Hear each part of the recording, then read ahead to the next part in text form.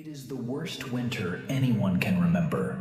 The animals are gone, the snow will not stop, and the children are starting to die. The strongest hunters in the tribe, the fastest, the bravest, have no idea what to do. They have never seen a winter like this, but one person has. The oldest woman in the group. Her body is failing. She can barely walk. By every rule of survival, she is a burden, and she is about to save every life around that fire, because she remembers something that happened 60 years ago.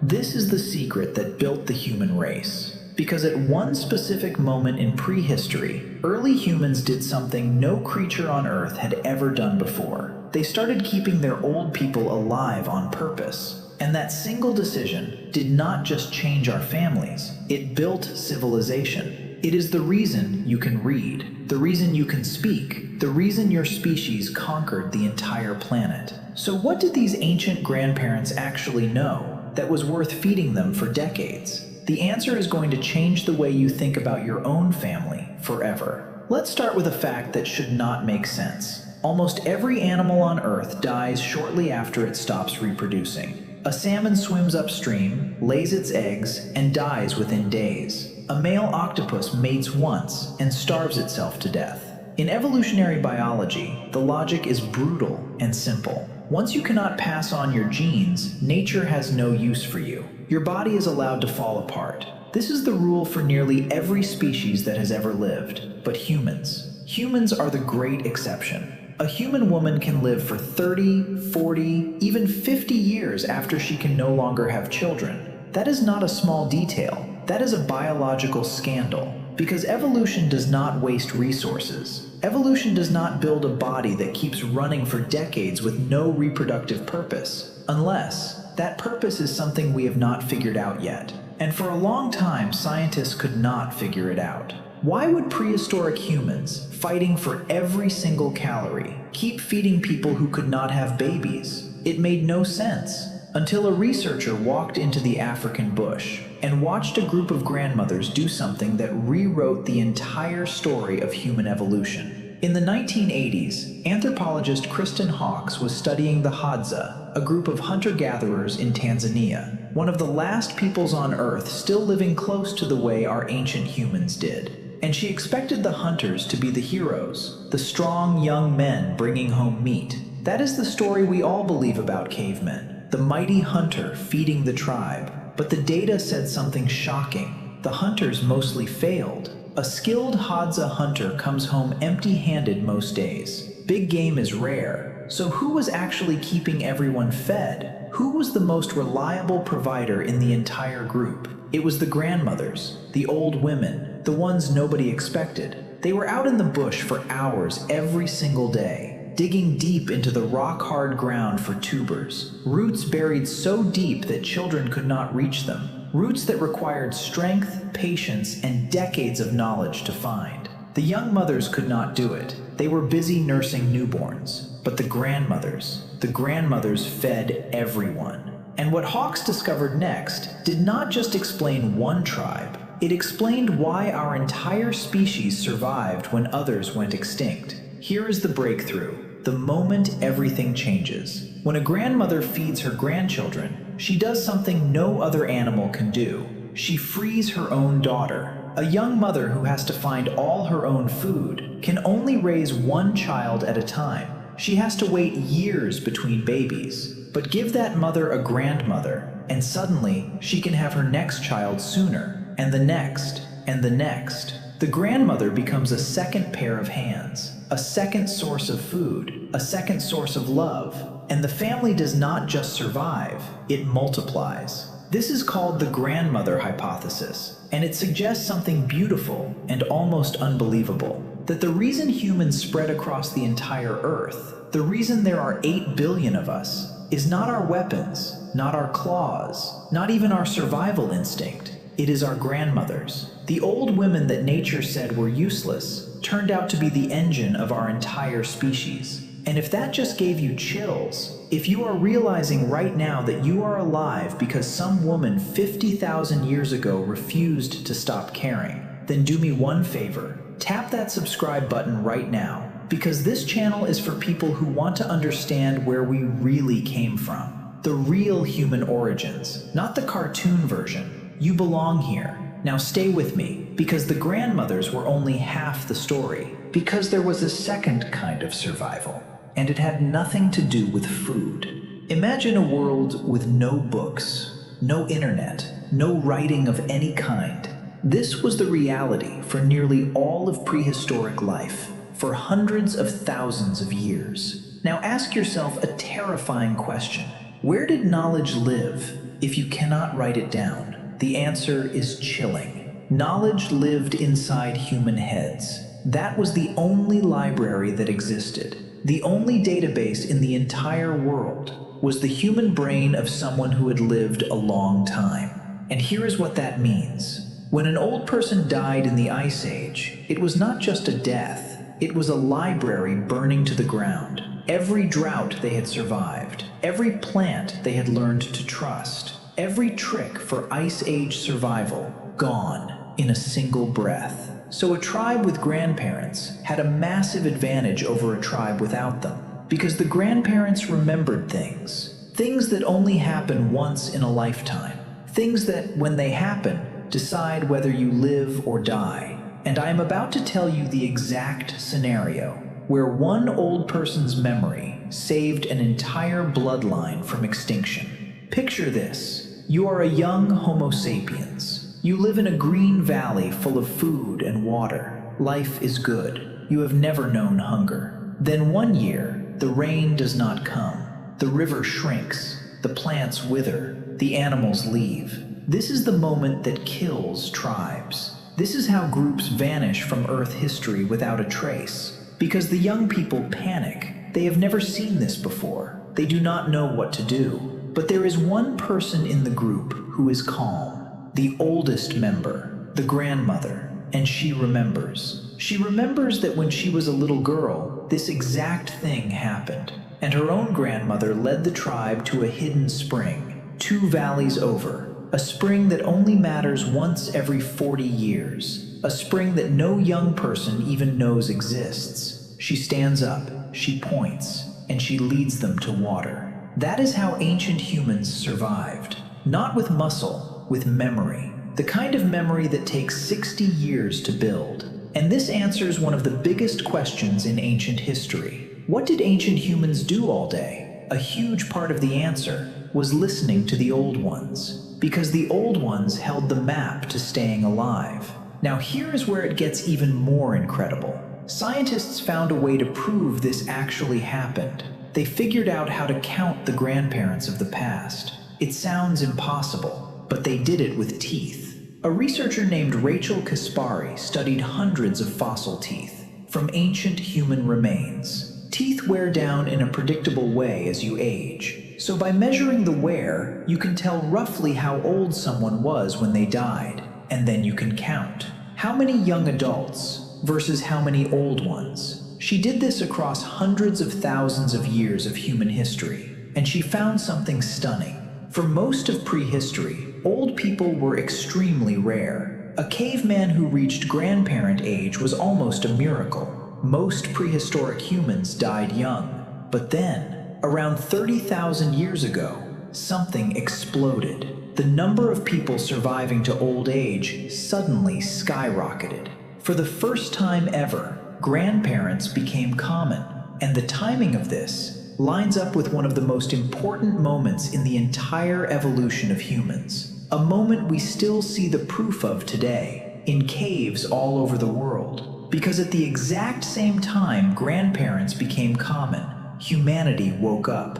Archaeologists call this period the Great Leap Forward. Suddenly, out of nowhere, we see cave paintings, real art, animals drawn on stone walls so beautiful they look modern. We see jewelry, beads carved from bone and shell. We see complex tools, needles, fish hooks, weapons made of multiple parts. We see the first signs of religion, of burial, of meaning. After hundreds of thousands of years of almost nothing changing, early humans suddenly became us. And it is almost certainly not a coincidence that this explosion happened. the moment grandparents stuck around. Think about it. A young person can learn to make a tool, but it takes an elder to teach the young person, to then teach the children. Knowledge could finally stack, generation on generation, like bricks building a tower. For the first time, human ancestors were not starting from zero every single lifetime. They were building, and that tower eventually became everything you see around you. But this raises a dark and uncomfortable question. If grandparents were this powerful, what happened to the humans who did not have them? This brings us to the Neanderthals. For a long time we imagined them as stupid brutes, dumb cavemen with clubs. That picture is completely wrong. Neanderthals were intelligent. They had bigger brains than us. They made tools, they controlled fire, they cared for their sick. They survived the brutal cold of the European Ice Age for hundreds of thousands of years. These were not failures. So why are they gone? Why did the Neanderthal vanish into extinction? While Homo sapiens spread across the world, there are many theories, but here is one that is haunting. When Kaspari looked at her tooth data, she found that Neanderthals had far fewer old individuals than the modern humans who replaced them. Fewer grandparents, fewer living libraries, fewer keepers of the rare, life-saving knowledge. Maybe the Neanderthals were just as smart as us, but their knowledge kept dying with them, while ours kept getting passed down. In the end, the species that remembered beat the species that forgot. And the Neanderthals were not the only lost cousins. There was another group, a ghost lineage we barely even knew existed, until a single finger bone changed everything. In a cave in Siberia, scientists found a tiny piece of a finger bone. It did not belong to a human like us.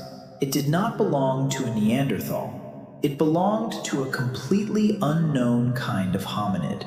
We now call them the Denisovans, an entire branch of human ancestors that we had no idea existed until that one fragment. And here is the wild part. The Denisovans are not fully gone because long ago our ancestors met them and had children with them. If you have certain DNA today, you are part Denisovan. You carry the genes of a lost people whose knowledge, whose stories, whose grandparents have been completely erased from memory. This is the brutal truth of Earth history. We are the last branch standing of a family tree that was once crowded with different kinds of people. Homo habilis, Neanderthals, Denisovans, so many lost cousins. And the thing that may have separated the survivors from the lost was something so simple it sounds like a joke. It was whether or not you took care of your old people. But humans are not the only species that figured this out. There is one other animal that discovered the power of grandmothers, and it lives in the ocean. Killer whales, orcas. They are one of the only other species on Earth where the females live for decades after they stop having babies, just like human grandmothers. And scientists wanted to know why, so they watched orcapods for years, and what they found was almost identical to the human story. In times of famine, when the salmon disappeared, the pods that survived were the ones led by an old grandmother, the matriarch, because she remembered. She remembered where the fish go in a bad year. She remembered the secret feeding grounds. The young whales did not know, but she did, and she led them there. The pods that lost their grandmother were far more likely to have young whales die. This is not a story about humans. This is a deep law of nature. When survival depends on rare knowledge, the old become priceless. The grandmother becomes the most valuable member of the entire group. And this completely flips the story we tell about strength. We think survival belongs to the young and the powerful. But again and again, in the ocean and on land, it was the old and the wise who saved everyone. Now let me show you what this looked like.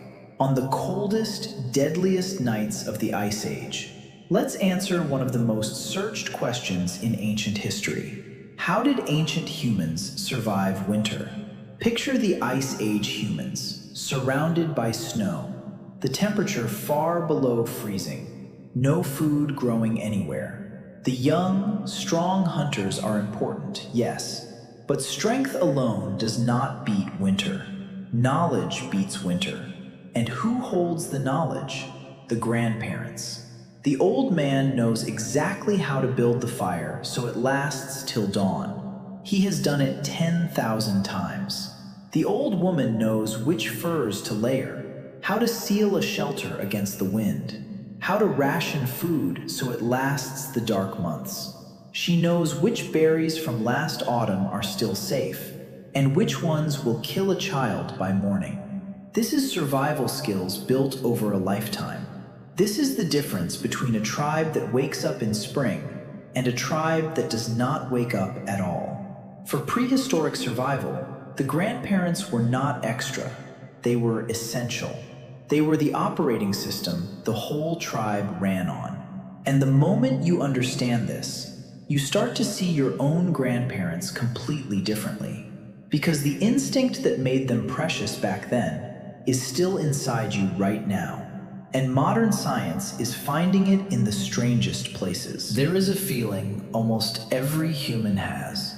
The pull to protect the old. The instinct to listen when an elder speaks. The comfort of a grandparent's voice. We treat this like simple sweetness, like a nice family feeling. But it is not just sweetness. It is biology.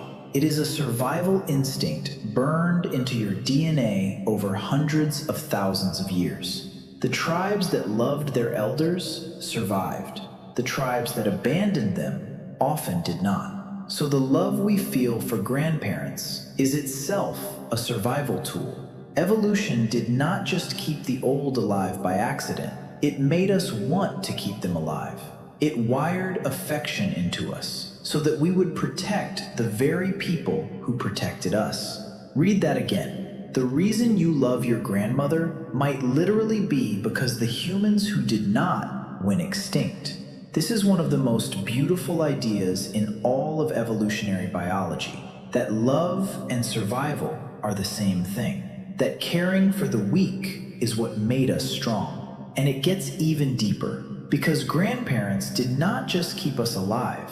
They gave us the one thing that makes us truly human. They gave us stories. Think about a night 50,000 years ago. The fire crackling, the children gathered close, and the oldest member of the tribe begins to speak. She tells them about the great flood her grandmother survived, about the giant animals that once roamed the land, about where the tribe came from, about what happens when you die. This is the birth of human history itself. Before there were any history books, there were grandparents around a fire. And those stories were not just entertainment. They were instruction manuals for staying alive.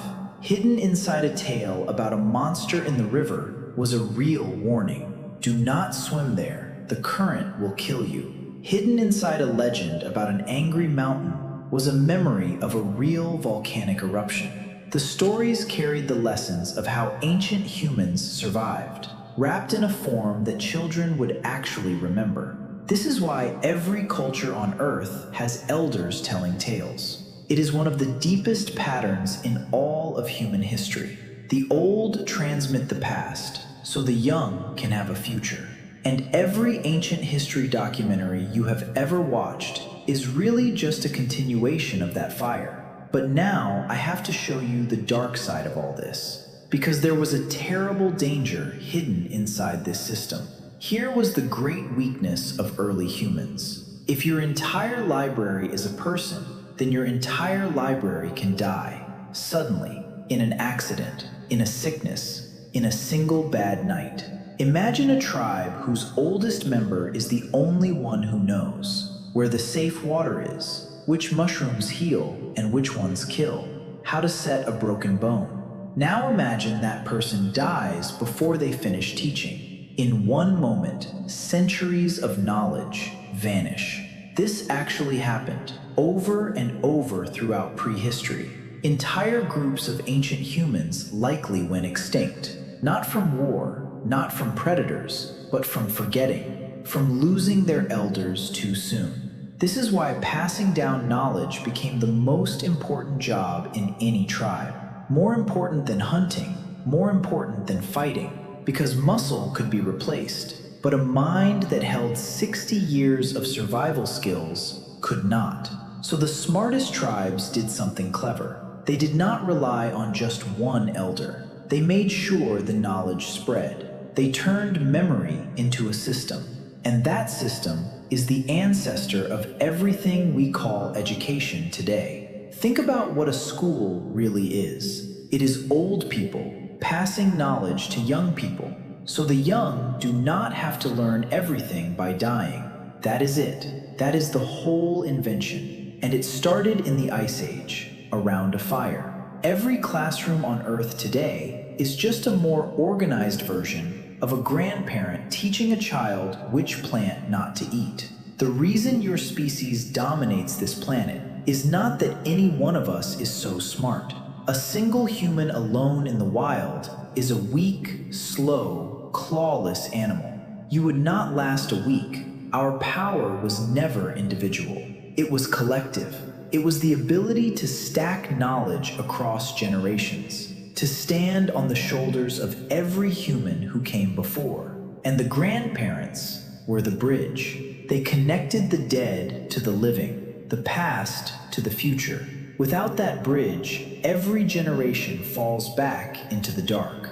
With it, we climbed all the way to the stars. But before we talk about today, I have to kill a myth you have believed your entire life.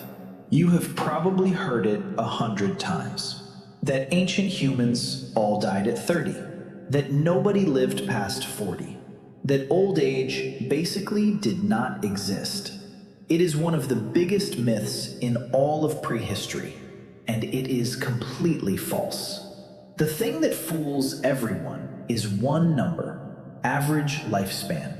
And yes, in prehistoric life, that average was brutally low, around 30, sometimes even less.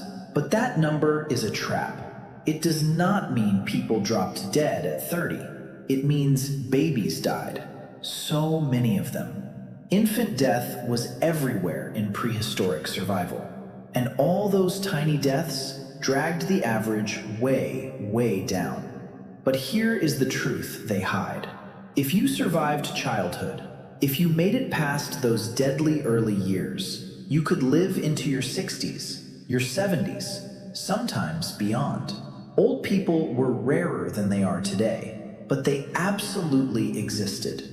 Every tribe of ancient humans had a few. The wise ones, the survivors, the keepers of the knowledge. So the next time someone tells you the cavemen all died young, you can tell them the truth. The grandparents were there, and without them, none of us would be here. But living a long life created a strange new problem. A problem so big that only grandparents could solve it. Here is the problem. The human baby is a disaster. Compared to almost every other animal on Earth, a baby deer can stand and walk within an hour of birth. A baby horse runs the same day, but a human baby is helpless for years. It cannot walk. It cannot feed itself. It cannot survive alone for a single day. Why? The answer is the human brain. Our brains are enormous. So big that a baby has to be born early, before its head grows too large to be delivered. So we arrive unfinished, and we stay unfinished for over a decade. In the wild, that is terrifying. A child who needs 10 years of care is 10 years of danger, 10 years of an extra mouth to feed. No mother could carry that weight alone. The math simply does not work, unless she has help. And the perfect help was a grandmother, someone who was finished having her own babies, and could pour every bit of her energy into the grandchildren. So think about what this really means. Our giant brains, the single thing that makes us Homo sapiens, the thing behind every invention in human history, could only exist because grandparents existed to protect the long, slow childhood those brains require. No grandparents, no long childhood. No long childhood, no big brain. No big brain, no human evolution at all. No you. For 300,000 years, that deal held. And now, for the first time ever, we are quietly breaking it. For the first time in human history, we have replaced our grandparents with a glowing screen. Need to know something? You do not ask an elder anymore. You ask the internet.